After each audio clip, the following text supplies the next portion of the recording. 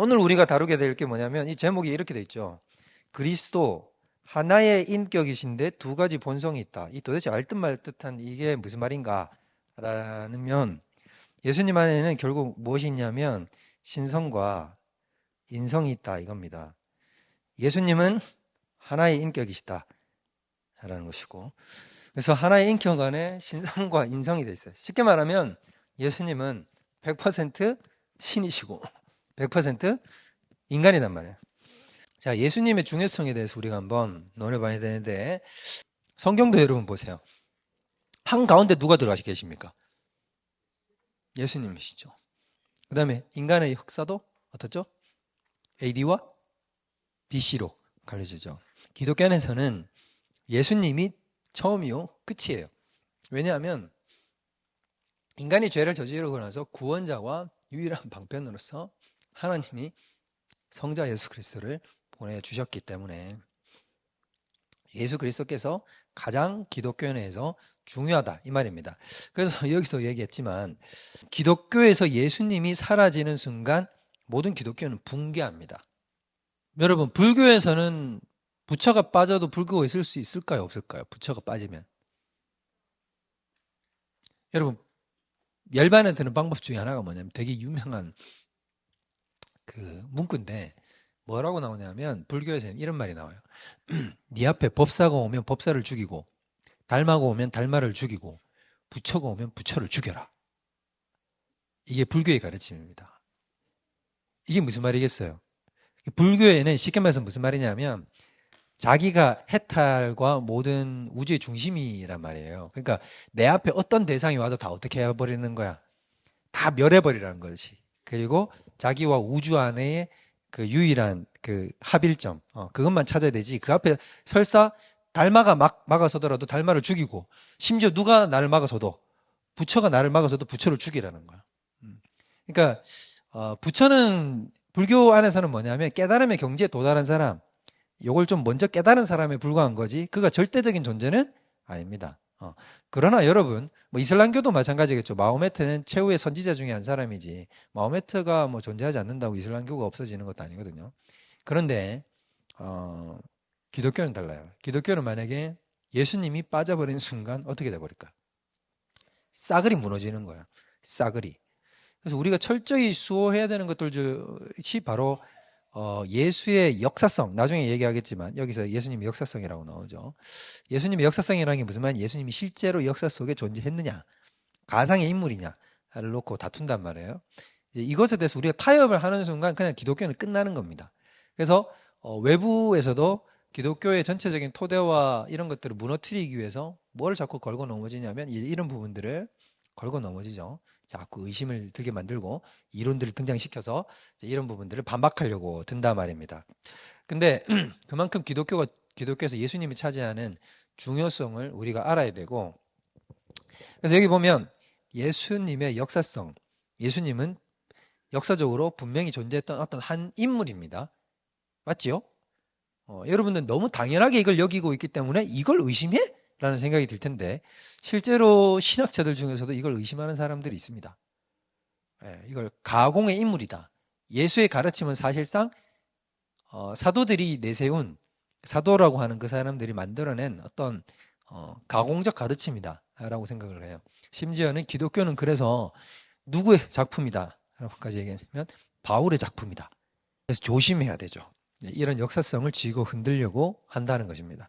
그 다음에 보면 예수님의 죽음과 부활의 실제성.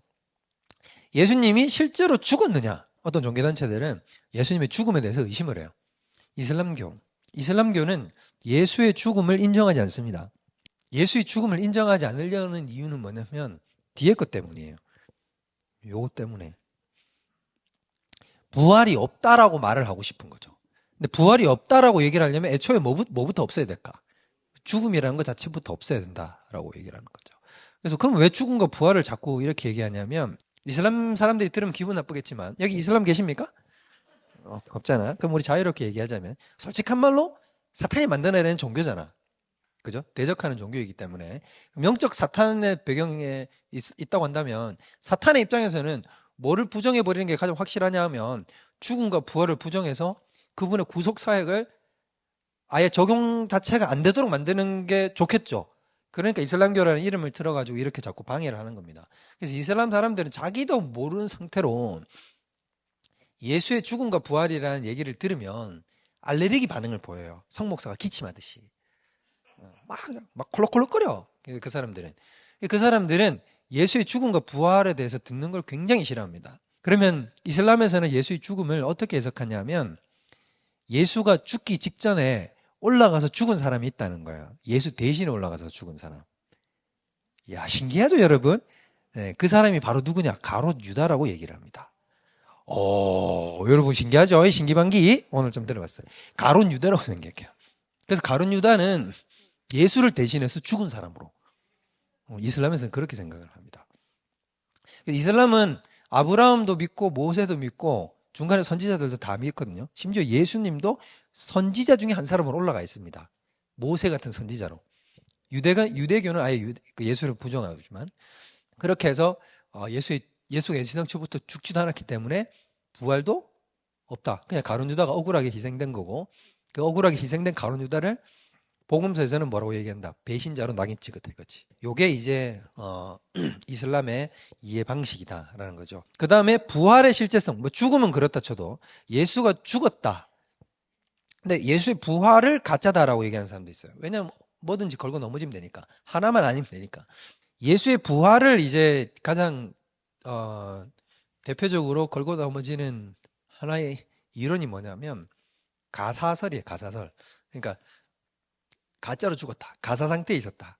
그러니까 너무 이제 채찍에 맞고 피를 많이 흘리고 이러니까 십자가에 달리긴 달렸는데 어떻게 됐었다. 그때 죽은 게 아니다. 그렇다고 한다면 막 창을 찔러고 물고 피가 나왔는데도 살은 거야. 그래가지고 또 붕대까지도 다 감았는데 살아있었던 거죠. 그러니까 3일이 지났는데 그때까지 살아있었던 거예요. 그러다 어떻게 했냐면 혼자 붕대를 풀고 나와가지고 옷을 다 개놓고 그다음 어떻게 했냐면 스스로 돌을 굴리고 나온 거다. 그래서 이제 이걸 이제 이렇게 얘기하는데 여러분 사실 신빙성이 없죠. 이거 누가 생각해도 신빙성이 없습니다. 그래서 부활의 실제성을 이런 식으로 훼손하려는 사람들이 굉장히 많았고 또 대표적인 게 뭐냐면 제자들이 시체를 훔쳐갔다. 시체가 없으니까. 그래서 이게 복음서에도 나오죠. 복음서에도 보면은 이제 그 대제사장들이 빌라도한테 부탁을 하지 않습니까? 이 사람이 살았을 때 자기가 죽으면 3일 만에 부활한다 그랬다. 그러니까 무덤을 지킬 수 있게 병사들을 좀 세워달라고 하니까 그럼 빌라도가 그렇게 하라고 얘기를 했단 말이에요. 그랬는데 천사가 내려오니까 또 도망갔죠. 그 병사들이 도망을 가버리거든요. 그리고 예수님이 짜잔 살아났단 말이에요. 살아나고 시체가 없어지니까 이제 그 사람들이 그 병사들이 자기들이 이제 가서 보고를 했단 말이에요. 천사를 받고 예수가 살아났습니다라고 얘기를 하니까 그 대제사장들이 어떻게 했냐면 이런 소문이 민간에 퍼지면 안 되잖아요. 그래서 어떻게 했냐면 그 사람들한테 돈을 주고 뭐라고 시켰냐면 제자들이 시체를 훔쳐갔다라고 이렇게 소문을 내라. 예수의 부활이 거짓이다라는 증거를 찾으려고 막 돌아다녔던 거죠. 그런데 그렇게 뒤지다 보니까 어떻더라? 빼도 박도 못하게 예수가 부활이더라 라는 증거가 나왔다라는 거죠. 갑자기 이름이 또 생각이 안 나는데 백악관에서 감옥까지라는 책을 쓰신 분이 있어요. 그 감옥 선교의 아버지신데 그분이 여러분 워터게이트 사건 아시죠?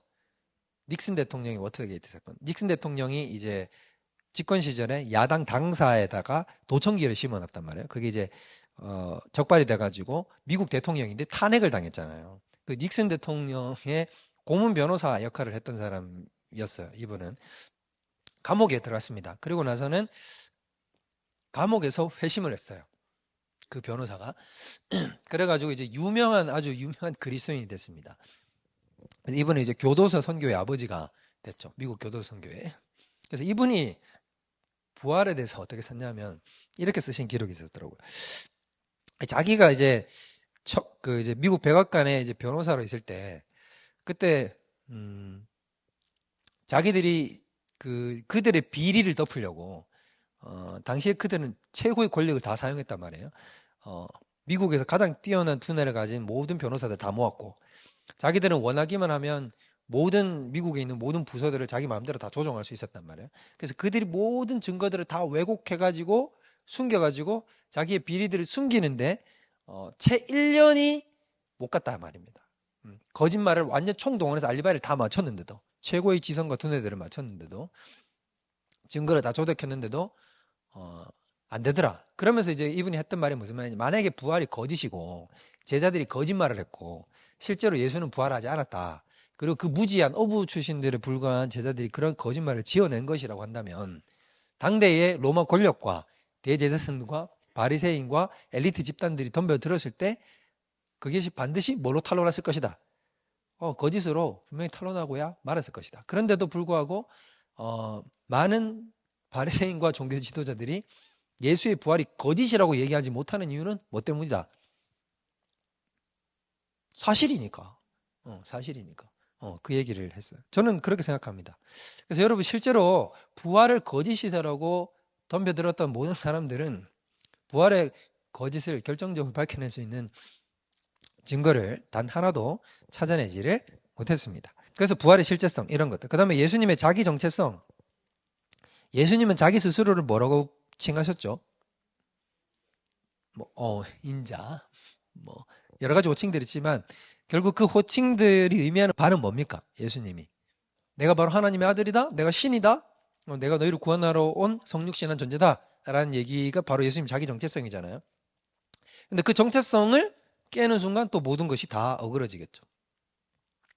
그래서 예수님의 유일성은 뭐냐면, 내가 지금 예수다 라고 하는 사람이 우리나라에 몇 명이라고요? 지금도 우리나라 예수님이 내가 예수다라고 하는 사람이 50명이에요. 그러면 50명끼리 모아놓으면 뭐라 그럴지 궁금해요. 야, 이 사탄들아 이러면서 막 49명을 막 다 대상하면서 막 서로 막 정죄하겠죠. 이만희가 자기를 뭐라고 불러요? 보혜사라고 부르냐. 보혜사. 여러분, 보혜사는 성령님만 보혜사가 있는 게 아닙니다. 보혜사는 누구와 누구시죠? 예수님과 성령님이에요. 두 분이에요.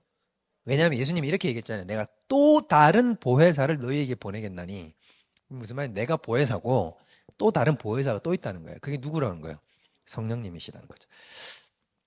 그래서 우리에게 구원받을 이름을, 다른 이름을 주신 적이 없다. 베드로가 얘기한 것처럼 구원받을 만한 다른 이름은 일체 없습니다. 오직 유일하신 예수님. 그래서 내가 예수다, 다 거짓말. 내가 예수보다 더 뛰어난 자다라고 얘기를 해도 다 거짓말이죠. 그런 사람이 대표적으로 누구예요? 마호메트. 이슬람교는 뭐냐면 이런 거예요. 구약 선지자로 오케이 되지 않는다. 완성되지 않아. 그 다음에 예수가 왔어. 근데 예수로도 완성되지 않아. 근데 그걸 누가 완성시켰다? 마호메트. 이렇게 가는 거예요. 여러분, 모든 이단들은 다 이런 방식입니다. 그럼 우리나라 이단들도 다 어떻게 되느냐? 구약시대 때가 있었다. 완성되지 않아. 예수님이 오셨다. 예수님으로도 완성되지 않아. 그래서 누가 왔다? 내가 왔다 라고 얘기하는 거예요. 그래서 여러분, 이건 그냥 팁을 하나 가르쳐 드리는 건데, 우리 기독교 내에서는 시대를 크게 몇 개로 구분합니까? 대답 잘 하셔야 됩니다. 여러분, 여기서 숫자 잘못 얘기하면 이제 이단입니다. 몇 개일까요, 여러분? 2개? 2개라고, 시대가? 맞아요. 역시 똑똑. 2개는 이제 예수님 오시기 전과 예수님 오시고 난 뒤죠. 결국 얘기했지만 메시아를 중심으로 시대를 쪼개니까 이렇게 될 수밖에 없겠죠. 이단들은 여기 한 수 더 떠요. 그럼 시대를 몇 개로 구분할까요? 3개지요. 여기서 왔고 여기 왔고 내가 드디어 왔다 이제 이래가지고 이제 하나. 그래서 항상 여러분 딱 보면 이단들은 예외가 없어요. 시대를 3개로 구분합니다. 신천지도 그러고 다 그래요. 그냥 다 그 앞에 서던 아류의 모든 이단들은 싹 다 시대를 3구분합니다. 공통점이에요. 그러니까 이슬람교도 그런 거죠. 이슬람교도. 그래서 이슬람교의 입장에서는 뭐냐면 종교가 진화한다는 거예요. 이슬람교는. 그러니까 원래는 다신교인데 근데 유일한 유대교가 나왔고, 유일신교. 유대교가 나왔고 거기에서 더 발전한 게 기독교고, 근데 기독교에서 가장 최종적 버전이 누구다? 이슬람교 우리다 라고 얘기를 해요. 그래서 이슬람교는 앞에 있는 것들이 다 가짜다 라고 얘기를 하는 겁니다. 그 다음에 예수님의 충족성, 이게 같은 말이겠죠. 그러니까 이단들이나 다른 종교들은 뭐라고 얘기하냐면 예수님만으로는 충분하지 않다. 그래서 내가 왔다라고 얘기하지만 우리는 예수님만으로 모든 것이 끝난 겁니다. 예수님이 모든 것을 완성하신다는 것을 우리는 이제 배워서 잘 알고 있죠. 여기에다 대고 이제 뭔가 토를 달기 시작하면 훼손되는 거죠. 자, 그 다음에 우리 성경에 나온 예수 그리스도를 한번 봅시다.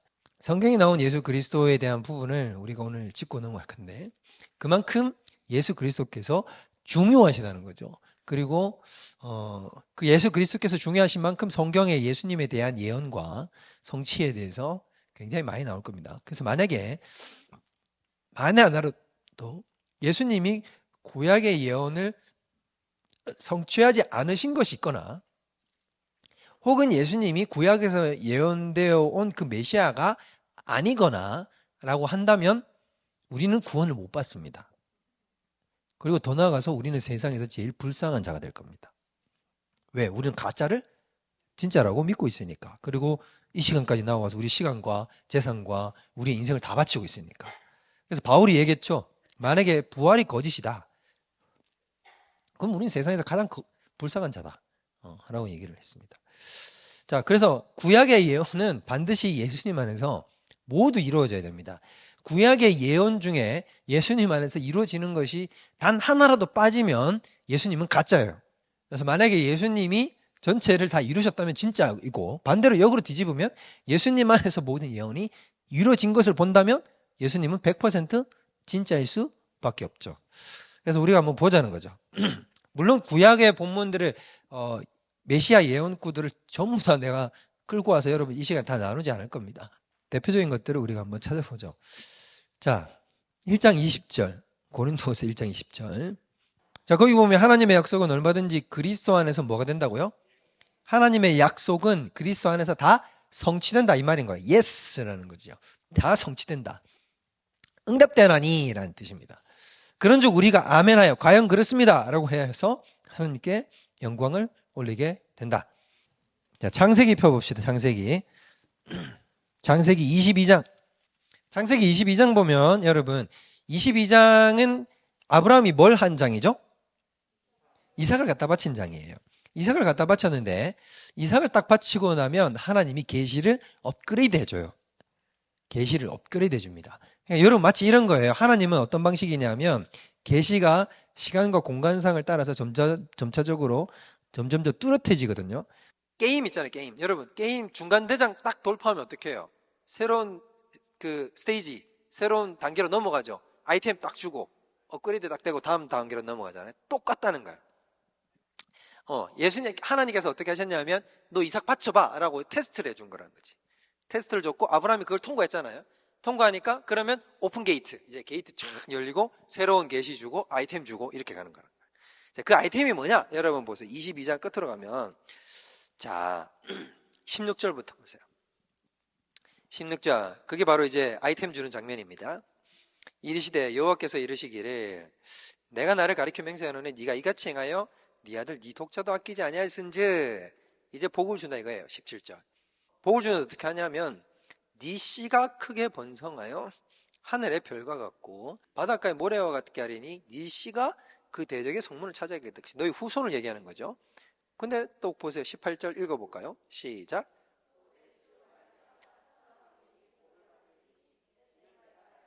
자, 여기서 17절, 18절을 보면 우리가 언뜻 보면 어떻게 보이냐면 이런 식으로 해석이 되는 거죠. 너의 후손들이 나중에 어떻게 된다?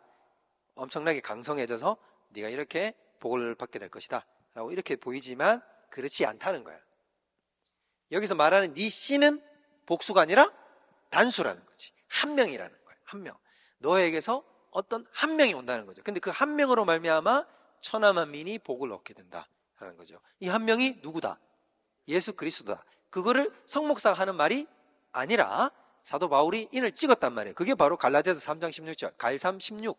이 약속들은 아브라함과 그 자손에게 말씀을 하셨는데 여럿을 가리켜 그 자손들이라고 한 게 아니고 뭐라고 얘기했다?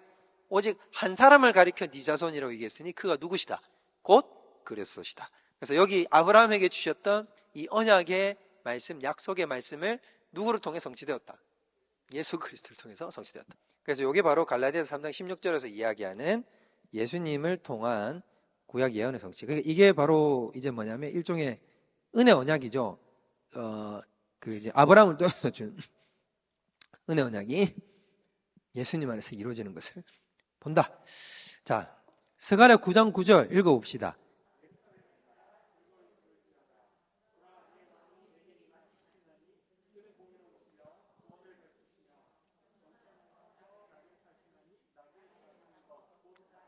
예수님이 나귀 새끼 타신 거 기억나시죠? 다 예언이 되어 있었다. 그 다음에 스가랴서 11장 12절에서 13절 여기 보면 예수님이 은 30개 팔리는 것도 다 나옵니다. 12절 보면 내가 그들에게 이르되 너희가 좋게 여기든 내 품삯을 내게 주고 그렇지 않으면 그만두라. 그들이 곧 은 30개를 달아서 내 품삯을 정했고 나중에 유다가 그 은 30개로 뭐를 샀습니까? 유다가 산 게 아니고 유다가 이제 가져가서 성전에다 다시 던져버리죠. 나 예수님 판 거 잘못했으니까 물어달라 라고 했는데 네 피값은 네가 치르라고 이렇게 얘기하니까 이제 유다가 가서 몸여 죽고 그 돈으로 밭을 샀죠. 토기장이에 밭을 삽니다. 그게 이제 예언되어 있죠. 13절 여호와께서 내게 이르시되 그들이 나를 헤아린 바 그 삭슬 토기장이에게 던지라 하시기로 은 30개를 여호와의 전에서 토기장이에게 던졌다 라고 이렇게 예언이 되어 있습니다. 시편 22편 18절에는 뭐라고 나옵니까? 내 겉옷을 나누며 속옷을 제비 뽑는. 실제로 속옷을 제비 뽑죠. 겉옷은 나눴어요. 찢었다는 거예요. 왜 겉옷은 나눴을까요? 옷감 재질 자체가 좋은 옷감이잖아요. 그리고 이제 크기 때문에 어떻게 했냐면 거기 이제 로마 군인들이 여러 명 있잖아요. 그래서 니만 갖지 말고 공평하게 다 찢어서 서로 n분의 1 한 거예요. 자, 찢자. 왜냐면 그때는 이제 천조각 자체가 되게 귀할 때니까. 일평생 옷 한 벌로 살아갈 때거든요. 그러니까 그래서 싹 다 찢고 속옷을 딱 찢으려고 봤는데 예수님 속옷이 어떻게 된 거냐면 통으로 짠 거야. 그러니까 여러 개로 기워서 짠 게 아니라 모자이크처럼 짠 게 아니라 한 번에 천으로 이렇게 통으로 쫙 짜서 내려온 거라는 거죠. 그러니까 이걸 찢으면 옷이 훼손되잖아요. 그래서 이거는 그럼 우리 어떻게 하자? 몰아주게 하자 라는 거지. 그래가지고는 제비뽑기를 한 거지. 그 앞에서 예수님 달린다는 데서. 그거까지 예언이 돼 있어. 시편 22편. 시편 22편 특별히 예수님의 시편이에요. 이제 그 고난의 시 중에 하나죠. 한번 통째 읽어보시면 여러분들 되게 좋을 거예요. 자, 22편 1절에 여기 보면 내 하나님이여 내 하나님이 어찌 나를 버리셨나요? 엘리 라마 사박타니. 그대로 나오시고 그 다음 다니엘 2장 44절 먼저 읽어볼까요?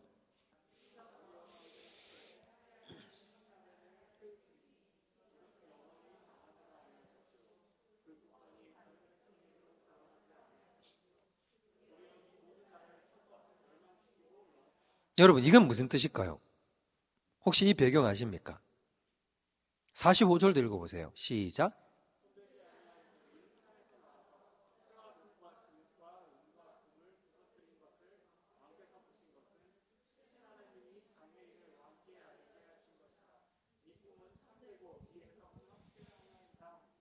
자, 이 배경이 뭘까요? 느부갓네살이 꿈을 꾼 거죠.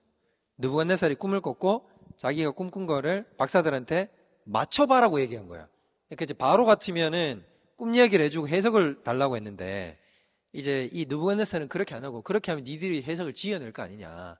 그러니까 필요 없고 내가 꾼 꿈을 아예 맞추고 해석까지 들고 와라고 얘기한 거죠. 그랬더니 이제 박사들이 세상에 이런 일은 없습니다. 그걸 누가 어떻게 꾼 꿈을 왕이 꾼 꿈을 우리가 어떻게 합니까? 이거는 신들만이 할 수 있는 일입니다. 이래가지고 그러니까 화가 나가지고 싹 죽여 이랬는데 다니엘이 스톱 이렇게 한 거죠. 그래가지고는 어떻게 하나님한테 가서 기도를 했는데 하나님이 이상 속에다가 다니엘 머릿속에 확 다 부어준 거야. 그리고는 다니엘이 할렐루야 하고 가가지고는 해석을 해주는데 왕께서는 한 커다란 신상을 보셨나이다. 그 머리는 금이요. 그의 가슴은 뭐요? 은이요. 그의 배는 뭐요? 구리요. 그의 넓적다리와 발은 얼마는 철이고 얼마는 흙인즉 하면서 이렇게 탁 얘기를 한 거예요. 그러니까 느부갓네살이 빵 놀랐죠. 그에 관한 해석은 이러하니이다. 머리는 곧 누구? 왕이십니다. 이 금은 뭐냐면 바벨론을 얘기하는 신바벨론, 바벨론을 얘기하는 것입니다. 그 이후에는 왕보다 못한 나라가 일어날 것인데 은은 뭘까요? 메대와 바사, 페르시아가 일어나죠. 고레스 왕이 세우는 나라가 일어나게 될 것이고 그 다음에 구리로 된 것은 헬라, 알렉산더가 세운 알렉산더 제국이고, 그 다음에 일부는 철이죠. 철은 로마고 밑에는 진흙이에요. 전체 해석이 기가 막히는데, 저는 이거 볼 때 진짜 하나님은 살아계시다. 역사의 주관자는 하나님이시다는 걸 어떻게 하냐면, 여러분 로마가 어떻게 망했는지 아십니까? 로마가 나중에 어떻게 되죠? 나라가 어떻게 됩니까? 두 개로 쪼개지죠. 동로마와 서로마로 쪼개지죠. 근데 서로마는 동로마보다 1000년이 못 가서, 그러니까 동로마가 1000년이 더 가거든요, 비잔틴이.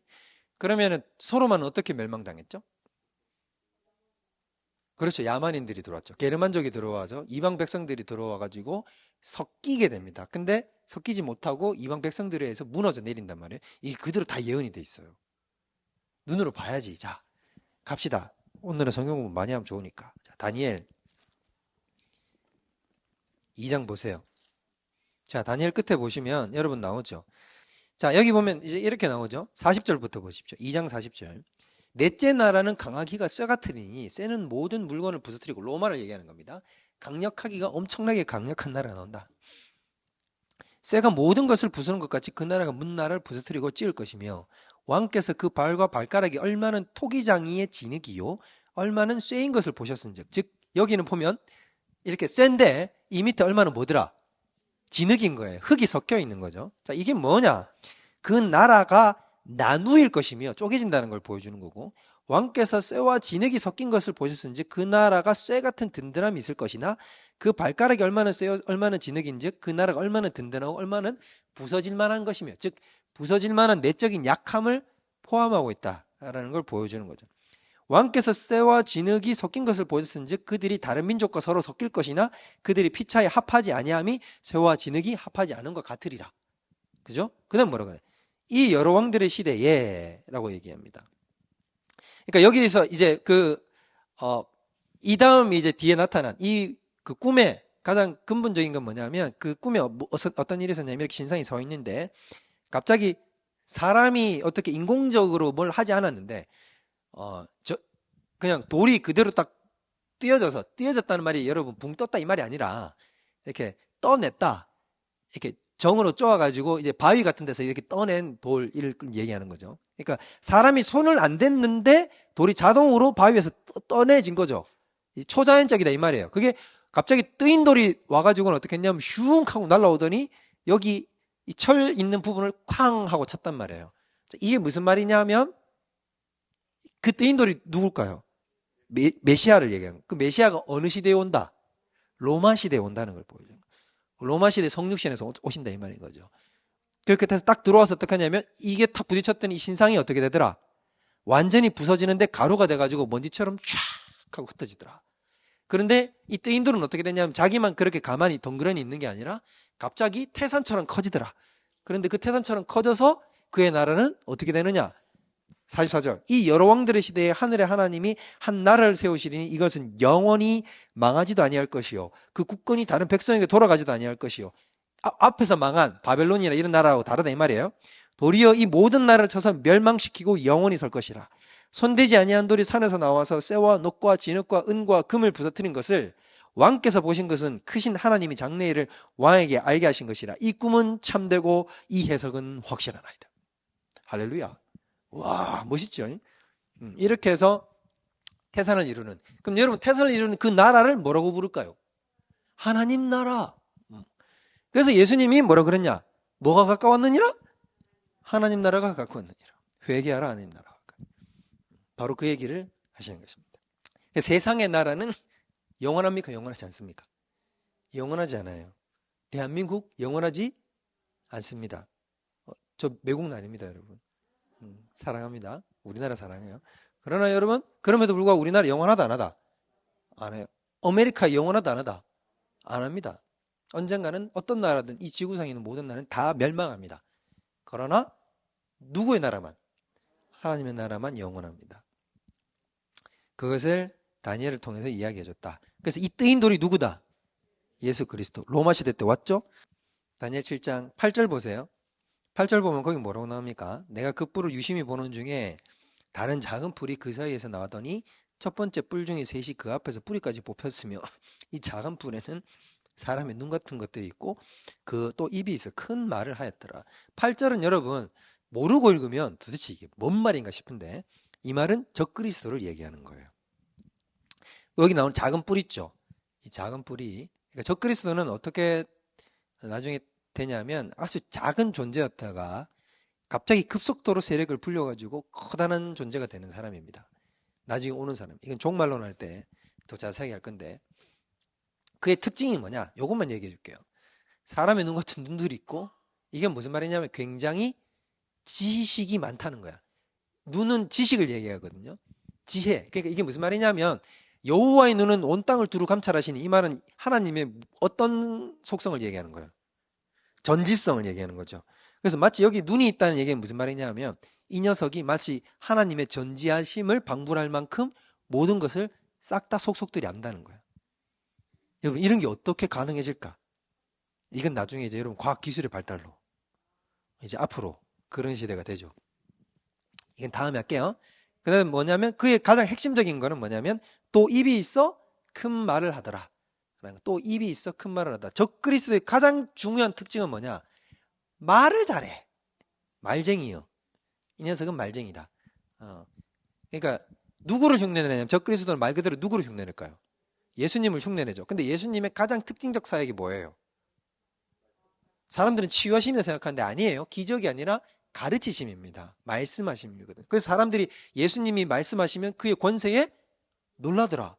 그것은 말씀하시는 것이 권능이 있고 바리새인과 자기들 선생과 같지 아니하더라에 놀라잖아요. 마찬가지로 적그리스도는 예수님 흉내를 내서 말을 엄청나게 잘해. 연설의 능력이 있어요. 그리고 사람들을 휘어잡아. 연설의 능력으로 휘어잡아요. 그리고는 어떤 말을 하느냐? 참남하는 말을 해요. 하나님을 모독하고 예수 그리스도를 모독하는 말을 하는데 그 말에 사람들이 다 확 쓸려서 확 넘어가 버리는 거죠. 이런 날이 온다. 제가 왜 이 얘기를 해주냐면 마지막 시대에 성목사가 여기 없을 수도 있잖아요. 근데 적그리스도가 여러분 인생 가운데 나타날 수 있거든요. 저는 제 때 올 거라고 생각합니다. 근데 적그리스도가 나타나면 저 사람이 진짜 적그리스도인지 여러분 적그리스도가 이렇게 나타나겠어요? 나는 적그리스도다 이러고 나타날까?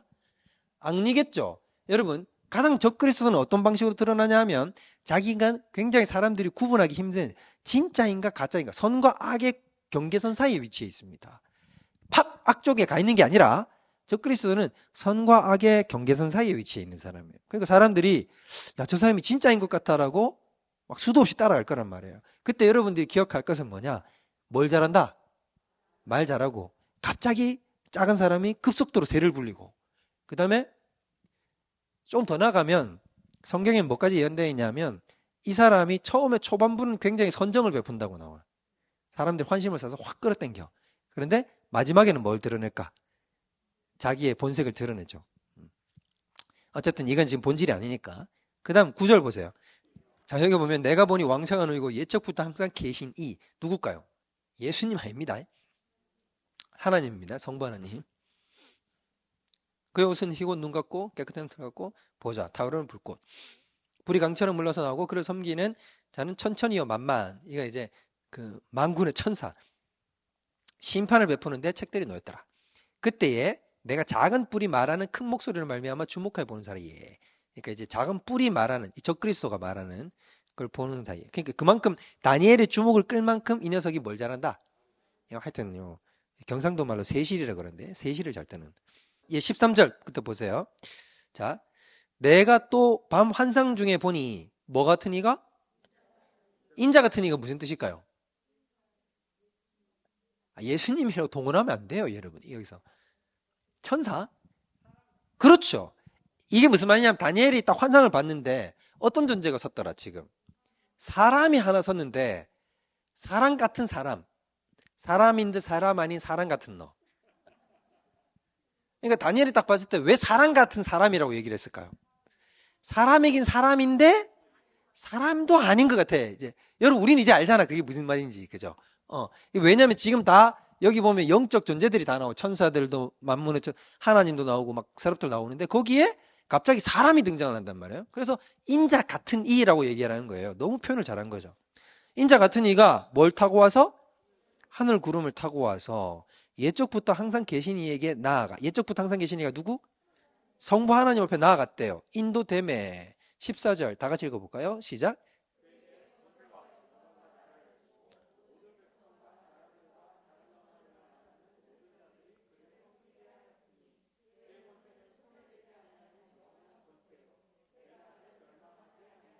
네, 이렇게 나오죠. 바로 이게 누구시다? 예수 그리스도. 여기에서 우리 나중에 하겠지만 이 주인공이 지금 누구냐면 인자죠, 인자. 그래서 예수님을 내가 바로 이 구약의 다니엘에 예언된 그 인자다. 내가 영원한 권세를 가지고 온 세상을 다스릴 왕적 존재. 내가 바로 신적 존재인 그 사람 같은 사람. 그 사람이 바로 누구다? 나다. 라고 이렇게 지칭을 하신 거예요. 왜 그러면 자기를 스스로 그리스도다, 메시아다라는 용어를 쓰지 않으셨냐 하면 당시에는 왜 안 썼을까요? 예수님 그냥 속 시원하게 나 그리스도다, 메시아다 이러면 되는데 그리스도, 메시아 이런 말을 쓰지 않으시거든요. 왜 그럴까요? 그렇죠. 메시아라는 말 자체가 오염되어 있기 때문에 당시의 사람들이 예수님이 난 메시아다라고 이렇게 지칭을 하면 뭐라고 알아듣냐면 그 사람들이 가지고 있던 당시의 메시아관은 어떤 메시아관이냐면 정치적 메시아거든요. 그러니까 우리를 로마로부터 독립시켜줄 힘 있는 군주, 다윗 왕 같은 이런 전쟁에 능한 사람이 온다고 생각을 했는데 내가 메시아다라고 얘기를 하는 순간 예수님은 그냥 전쟁에 능한 사람이 되는 거죠. 근데 나는 그런 사람이 아니라 너희를 죄에서 구원하여 하나님의 나라로 옮기고 그 나라를 영원히 다스릴 그 영적 존재 하나님, 그 왕권을 가진 하나님, 그거 바로 나다라고 지칭을 하려고 하면 뭘 동원할 수밖에 없냐면 이 말을 동원하는 거예요. 인자다. 왜냐하면 그때 당시 인자라는 말은 쓰지도 않을 뿐더러 오염되지 않은 말이었기 때문에. 이해가 되시죠? 그래서 인자라는 말을 썼다. 그래서 이런 구약의 말씀, 다니엘서 7장의 말씀이 이제 이루어지죠. 그래서 일부러 예수님이 자기 스스로 내가 인자다라고 얘기를 하심으로써 내가 다니엘서 7장을 이루러 온 바로 그 존재다라고 이렇게 이야기를 하시는 것입니다. 여러분 유대인들은 이사야 53장을 안 읽는다는 거 아십니까? 유대인들은 이사야 53장을 읽지 않습니다. 왜냐하면 일부러 피하는 건 아니에요. 일부러 피하는 건 아니고 유대교는 여러분 회당에서 성경을 읽잖아요. 성경을 읽는데 어떤 식으로 읽냐면 다 읽는 성경의 순서가 있어요. 발췌되는 순서가 있습니다. 이렇게 발췌되는 순서, 읽는 순서들이 쭉 있는데 그 읽는 순서에 따라서 읽다 보니까 어떻게 되냐면 그 읽는 순서에 뭐가 절묘하게 딱 빠져 있냐면 이사야서 53장이 절묘하게 빠져 있어요. 그래서 이 사람들 유대인들은 이사야 53장을 잘 못 읽어봐요. 맨날 회당 가서 성경 읽는 사람들은 무슨 말인지 이해가 되시죠? 그리고 이사야 53장을 읽으면 또 일부러 피하는 사람들도 있어요. 유대인들 가운데. 왜 그럴까요? 이사야 53장 읽으면 누구도 부인할 수 없을 정도로 이건 예수님하고 너무 똑같이 닮았거든. 그래서 이제 자기가 유대인이고 유대인인데 회심한 이제 유대인인 거예요. 이 사람은 이제 예수님을 믿는 유대인이 됐어요. 자기는. 근데 자기가 자기 어머니를 이제 가족 구원을 하고 싶잖아요. 그 어머니한테 가서 어머니 제가 성경을 한 군절 읽어드려도 될까요? 라고 얘기를 했는데 그 어머니가 뭐라 그랬냐면 너희들이 말하는 신약 말고 구약을 읽어주면 좋겠다라고 얘기를 했어요. 그랬더니 그분이 어딜 딱 찾아서 읽었냐면 이사야서 53장을 꺼내서 딱 읽은 거예요. 이사야서 53장을 딱 읽었는데 엄마가 딱 손을 딱 들더래. 야 그만 신약 읽지 말라 그랬잖아. 어머니 이거는 구약이에요. 이사야 53장입니다. 그렇단 말이냐? 근데 정말로 이건 꼭 너희 예수를 너무나 닮았구나 라고 이렇게 얘기를 하더라는 거죠.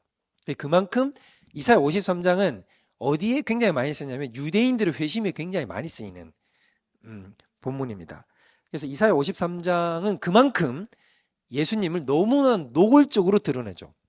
한번 통째로 봅시다. 이사야 53장. 자, 4절부터 한번 읽어보세요.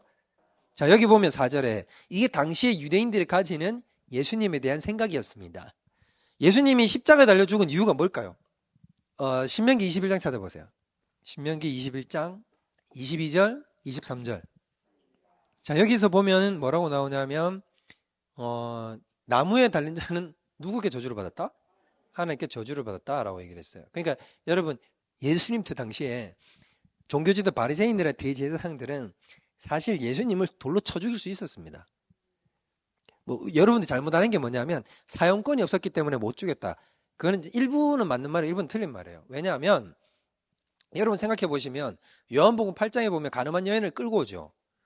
끌고 오고 그 사람들은 만약에 예수님이 잘못 얘기만 하기만 하면 이 여자를 어떻게 할 태세를 갖추고 있었죠?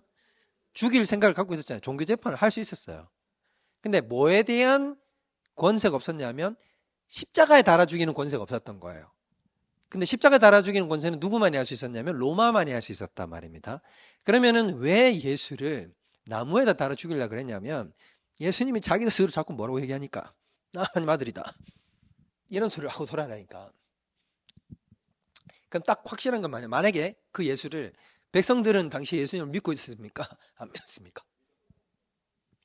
그럼 돌로 쳐 죽이면 어떻게 될까요? 여러분, 돌로 쳐 죽임을 당한다는 것, 즉 여러분 막 하나님 말씀을 전파하는 사람을 돌로 쳐 죽이잖아요. 그럼 굉장히 구약에 익숙한 그림이 나오죠. 무슨 그림이 돼요? 선지자들을 어떻게 했어요? 구약에 돌로 쳐 죽였잖아요. 순교당했잖아요. 무슨 말인지 알죠? 그러니까 자 어떻게 뭐 성전사이에서 죽은 스가랴 같은 사람 어떻게 되면 요야다의 아들 스가랴 같은 사람 어떻게 했냐면 그 왕한테 직언을 하다가 야 시끄러운 소리 그만해 너 끌어내려가지고 어떻게 했냐면 제단사에서 끌어내려가지고 사람들이 다 돌로 쳐 죽였단 말이에요. 근데 그 사람은 훌륭한 선지자로 구약 성경에 기록되어 있단 말이에요. 그러면 만약에 예수님을 이렇게 선지자로 다 믿는데 그 사람을 예수님을 제사장이나 바리새인들이 돌로 쳐 죽이면 예수님을 뭘로 만들어주는 꼴이 돼요? 그렇죠. 하나님의 선지자, 순교자로 만들어주잖아. 그럼 그 죄를 다 누가 고스란히 뒤집어 쓰겠어요? 자기들이 뒤집어 쓰겠죠. 그럼 이제 이걸 예수는 제거를 해야 되겠고, 그럼 이 녀석을 가짜로 만들어서 제거를 해야 된단 말이에요. 그럼 딱 어떻게 하면 되겠다? 그렇죠. 나무에 달아 죽이면, 만약에 나무에 달아 죽었다 하면 누가 저주한 거니까? 하나님이 저주한 거니까 이때까지 한 말이 다 뭐가 된다? 거짓말이 되겠지 않겠습니까? 그러니까 딱 어떻게 하냐면 그 새벽부터 빌라도를 찾아가가지고 제발 어디에다 달아 죽여달라? 십자가에다 달아 죽여달라. 빌라도가 이러거든. 야 너희가 재판할 꾼이 있으니까 니들 가서 종교재판 네가 해 라고 얘기를 했는데도 아닙니다 라고 얘기를 하면서, 그래서 십자가형에 처하려고 하면 종교죄를 뒤집어 씌워가지고는 안 되잖아요. 그래서 무슨 죄를 뒤집어 씌웁니까? 반역죄. 자기를 뭐라고 지칭했습니다? 왕이라고 지칭했습니다 라고 얘기를 하는 거죠. 그런데 우리들의 왕은 누구뿐입니다? 가이사뿐입니다 이렇게 얘기했거든요. 여러분 그게 엄청난 고백이에요. 유대인들이 우리의 왕은 원래 누구뿐이에요? 하나님이신데 우리의 왕은 가이사뿐이니다 라고 얘기했어요. 그래서 빌라도가 이 죄를 너희가 담당해라고 얘기하니까 유대인들이 뭐라고 손을 씻으면서 그렇게 얘기하니까 유대인들이 뭐라고 얘기했어요? 그렇게 하겠다. 우리와 우리 자손들이 영원히 이 죄를 담당하리이다. 그래서 유대인들이 그렇게 엄청난 수가 학살을 당하고 구원에서 멀어져 있는 거야. 그래가지고 어떻게 하면 예수님 십자가에 달아 죽였잖아. 그러면 여론이 이제 뒤집히는 거죠. 십자가를 지고 골고다 언덕을 올라가니까 사람들이 이제 여러분 이러잖아요. 진짜라고 믿었던 사람이 가짜임이 드러날 때 어떻습니까? 실망감이 또 배가 되죠. 앞에서 성 목사가 이렇게 교리만 열심히 가르쳤는데 알고 봤더니 이상한 놈이더라. 이러면 여러분들은 내가 속았다라는 생각이 들어가지고 막 돌던지고 내가 준 간식 다 내라 막 이러지 않겠습니까? 토해내 이 나쁜 놈아 막 이러겠죠. 그런 것처럼 어떻게 되냐면 이제 예수님이 올라가니까 이제 그때부터 사람들이 이제 돌변하기 시작해요. 막 침 뱉고 막 이러고 뭐 십자가에서 내려와 보라 그러고 이제 이런 얘기가 왜 그래 나오냐면 이제 사람들이 실망한 거야. 그리고는 뭐라고 생각했냐면 이제 십자가에 딱 달려 죽는 걸 보고는 뭐라고 생각한 겁니까? 저 사람은 누구한테 저주를 받았다? 하나님께 저주를 받았으니까 진짜다 가짜다? 가짜다라는 거지. 이걸 철석같이 믿고, 이건 왜냐면 이건 여러분 신학적인 거거든요. 왜냐면 성경이 그렇다라고 나오니까. 그럼 여러분 예수님은 십자가에 달려 죽었으니까 하나님께 저주를 받았어요? 안 받았어요? 저주를 받았다고? 예수님이? 내가 보니까 요 앞줄에 몇 명은 받았다고 하시고 뒤쪽은 자꾸 긴가민가 하시는 것 같은데, 여러분 예수님이 정말 저주를 받았어요? 안 받았어요? 받았습니다. 그래서 예수님이 뭐라 그랬어요? 엘리? 그전에는 예수님이 하나님을 무엇이라고 항상 칭했습니까? 아버지라고 칭했는데 이제는 나의 하나님.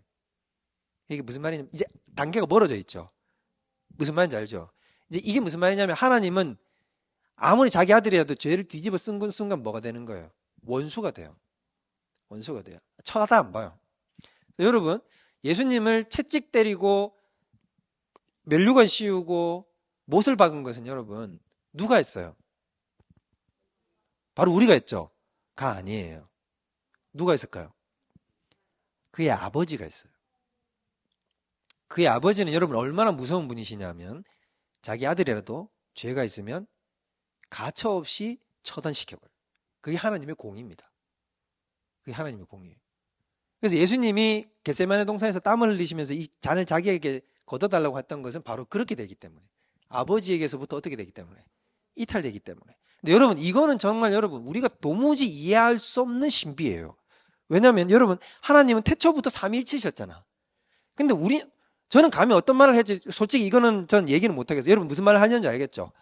어떤 현상이, 영적 세계에서는 어떤 현상이 일어나는지 우리는 도무지 알지 못해. 분명히 근데 하나님과 아들 사이에는 분리가 일어났어. 그것은 하나님이라는 존재 자체에 엄청난 뭔가 깊이 있는 상처든지 하여튼 뭔가를 엄청나게 남긴 거예요. 그럼 우리는 자꾸 이런 얘기에 또 뭐 그러면 막 이런 분들이 있어요. 목사님, 예수님 3일 만에 자기가 부활할 거 알았잖아요. 뭐 그 울고불고 난리쳐요. 그게 예수님께는, 우리에게는 며칠이에요? 3일이죠. 우리의 시공간적으로 해석됐을 땐 3일이지만 예수님께서는 우리는 모르는 거예요. 그게 억겁에서 이런 것처럼 영원처럼 긴 건지 몰라. 그건 우리에게는 모르는 거라고요. 무슨 말인지 이해되십니까? 그 고통을 당했었습니다. 근데 그때 사람들은 다 예수님이 그렇게 죽는 걸 보고 저는 누구에게 저주를 받아 죽는다? 하나님께 저주를 받아 죽는데 누구 죄 때문에? 그렇지, 자기 죄 때문에. 그 이사 53장에 나오잖아 지금. 뭐라고 얘기를 했어요? 그는 실로 우리의 질고를 지고 우리의 슬픔을 당하였는데 우리는 생각하기를 그는 어떻다? 징벌을 받아서 하나님께 맞으며 고난을 당한다. 그게 우리의 생각이었다. 무섭지 않습니까 여러분? 이사야가 지금 예수님을 보기에 벌써 거의 800년 700년 전에 이런 얘기를 하고 있는 거예요.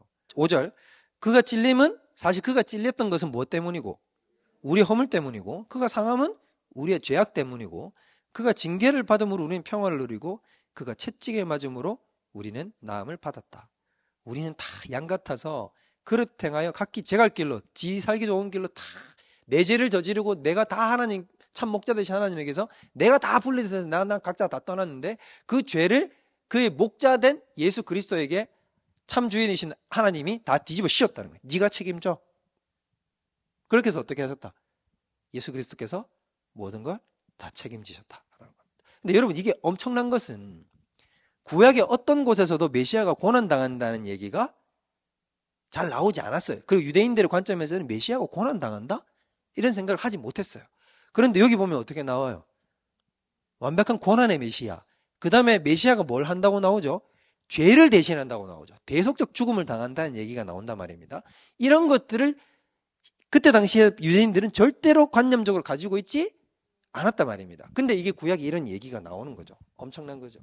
그래서 7절부터 보면 잠잠했고 8절을 잘 보세요. 자, 그는 곤욕과 신문을 당하고 끌려갔는데 그 세대 중에 누가 생각하기에 그 세대 중에 어떤 한 사람이라도 이런 생각을 한 사람이 있었을까?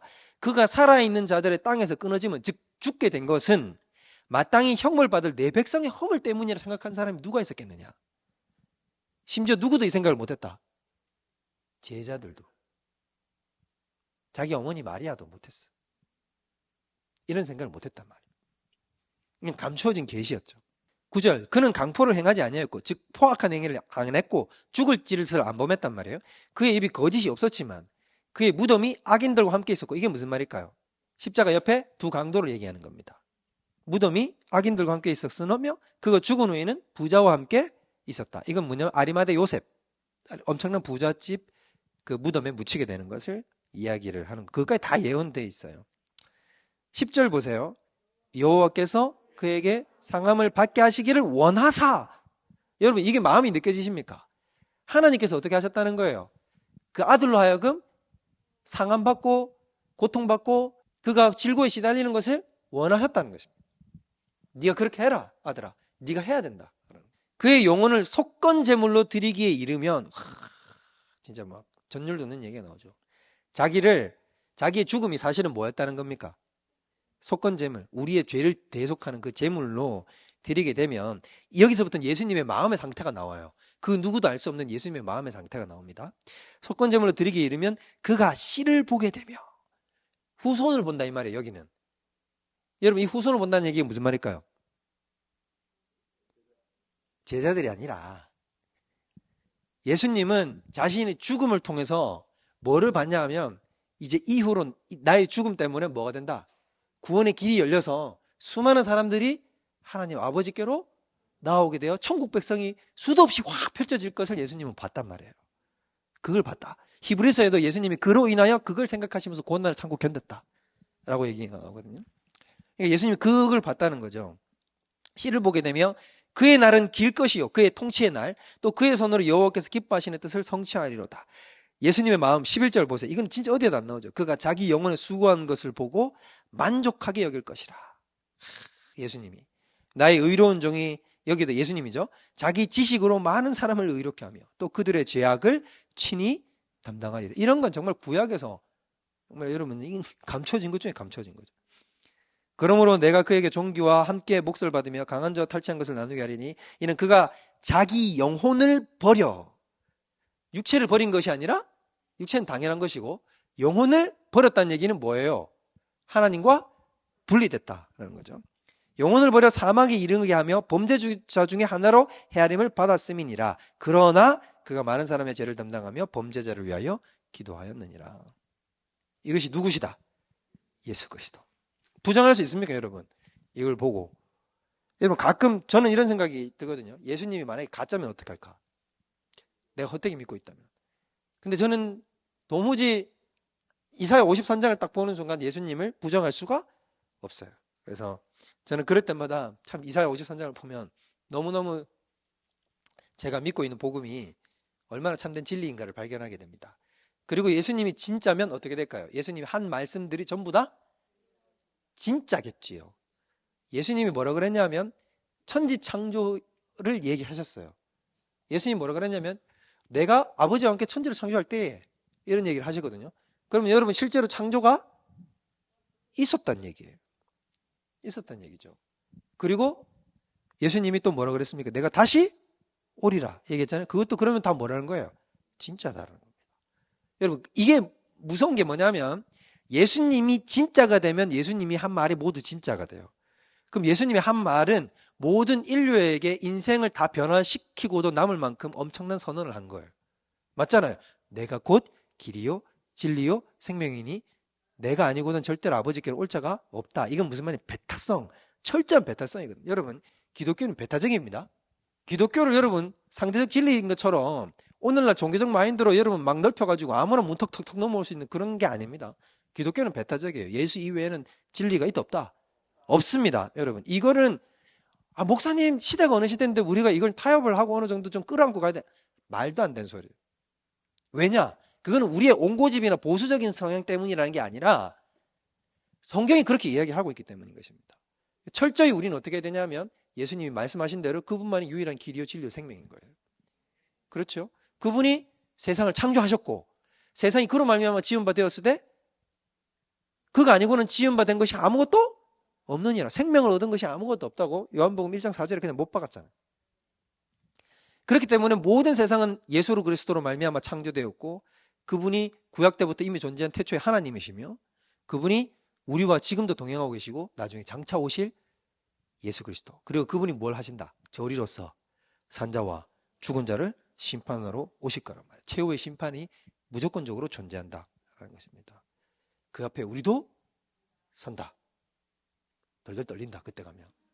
여러분 예수님의 말씀은 참된 길이요 진리요 생명이요 구약에 바로 이런 얘기가 났다.